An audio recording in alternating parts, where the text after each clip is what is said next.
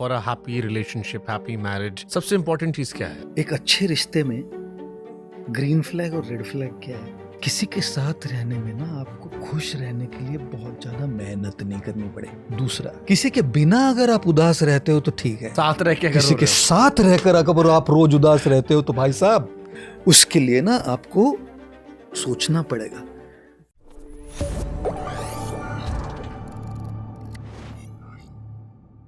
तो what is most important then love for a happy relationship, happy marriage?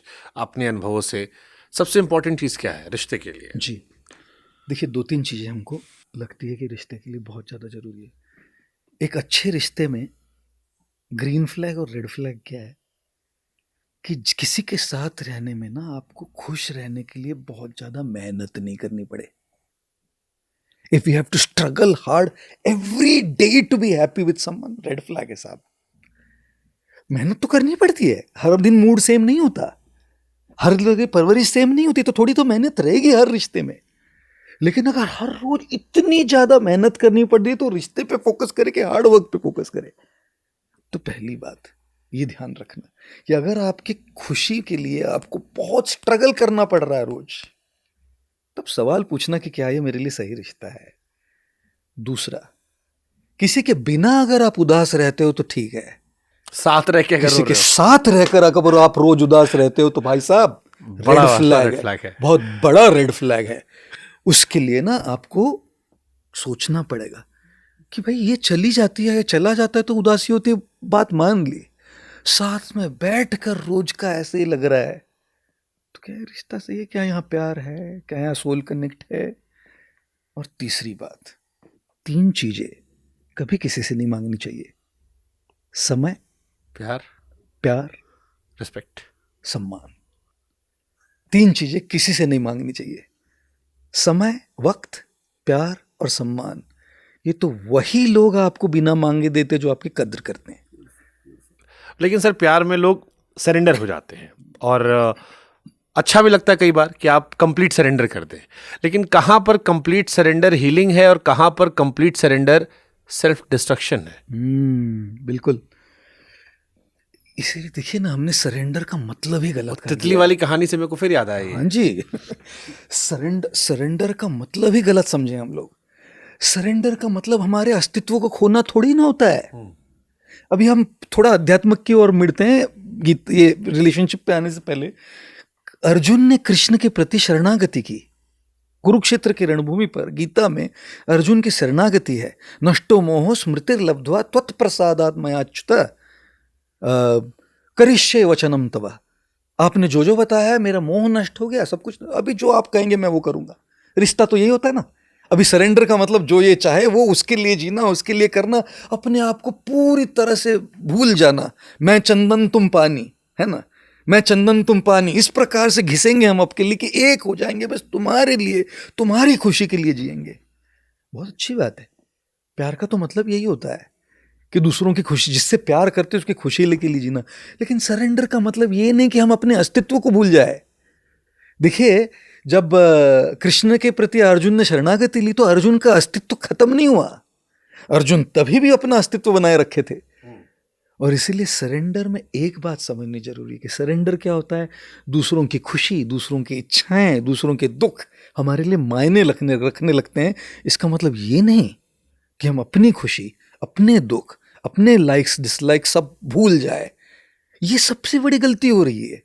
आप कभी biscuit खाए हैं चाय में डुबो के? चाय में डुबो के जो बिस्कुट खाते ना साहब, उसका जो नीचे सेडिमेंट्स बचता है, आपने कोई खाया है वो? जो पहले खाने के बाद ऊपर डुबो डुबो के वो बीच में नीचे होकर पूरा, वो नीचे क्या कहते हैं हिंदी में? सेडिमेंट्स तो कहते हैं उसको हम लोग, मेरे के पता नहीं क्या कहते हैं, वर्ड क्या है। तो उसको चाय वाय खत्म होने के बाद वो चम्मच से स्कूप करके जो, भाई साहब मैं ना न्यूयॉर्क गया हुआ था हमारे आश्रम में, और एक बिस्किट का ब्रांड नहीं कहता, वो जो सबका पसंदीदा, इतना बचपन से खाते आए हैं हम उस बिस्कुट को, और मैंने सालों से बिस्किट नहीं खाए। हाँ, आश्रम में कहाँ से बिस्कुट खाएंगे हम? तो उधर वो न्यूयॉर्क वाले आश्रम में, तो न्यूयॉर्क के लिए फैंसी था वो, उनके आश्रम में बड़े बड़े पैकेट रखे हुए थे उनके बिस्कुट के।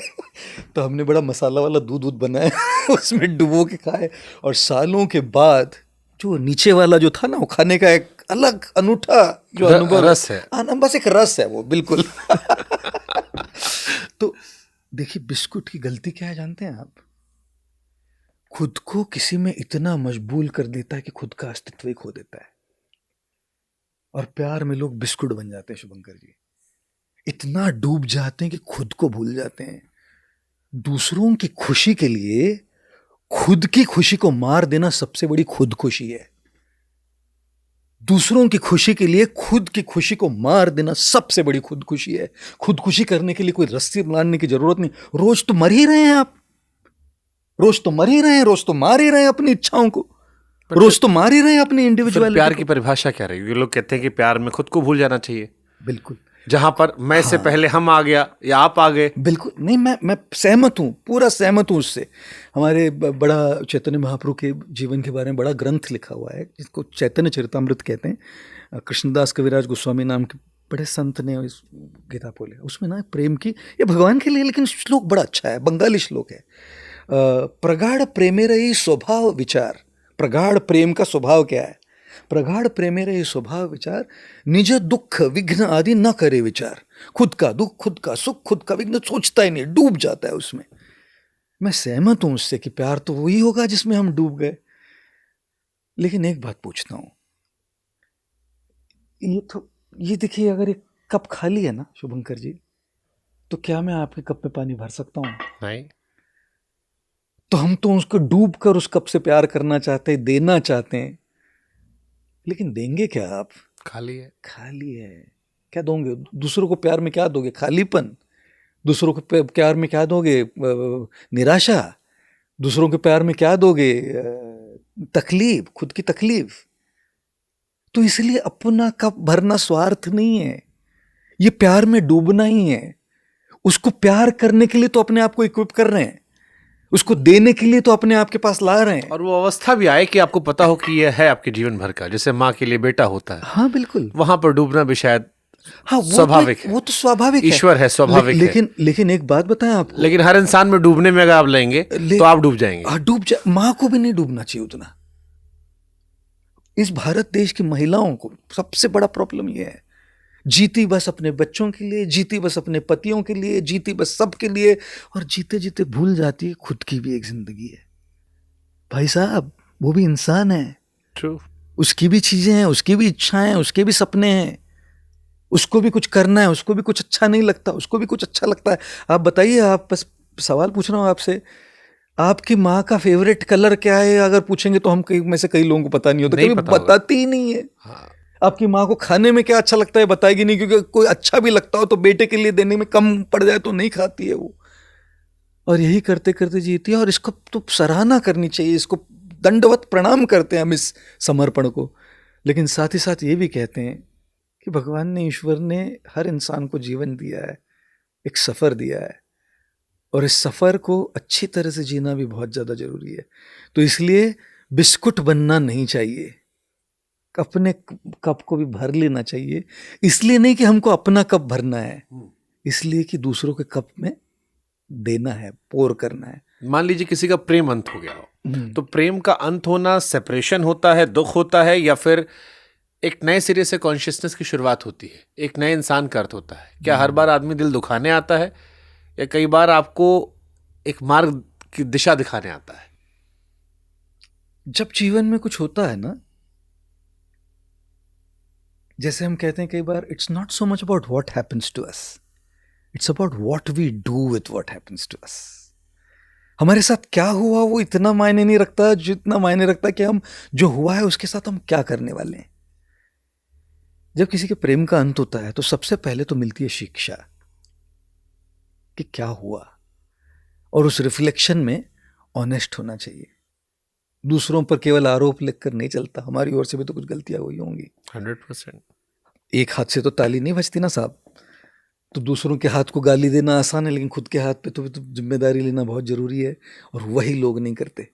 इसलिए जब दूसरे रिश्ते में जाते वही गलतियां दोबारा दोहराते हैं, वही टॉक्सिसिटी वापस लेकर जाते हैं। हाँ, एक ही तरह से इंसान हर रिश्ते में रहता है, एक ही तरह से तो रहता है, हर बार उसी चीज को लेकर तो जा रहा है वो। So true. तो इसीलिए जब प्रेम का अंत होवे तो थोड़ा शांति से बैठकर थोड़ा पहले रिफ्लेक्ट होना चाहिए कि इसमें से मैंने क्या सीखा, कि मेरी टॉक्सिसिटी क्या है, मैंने कितनी ताली बजाई जो मैं अगर अगली बार जाऊं तो ताली नहीं बजाऊं मैं वापस दोबारा, मेरी ओर से कोई गड़बड़ नहीं हुए।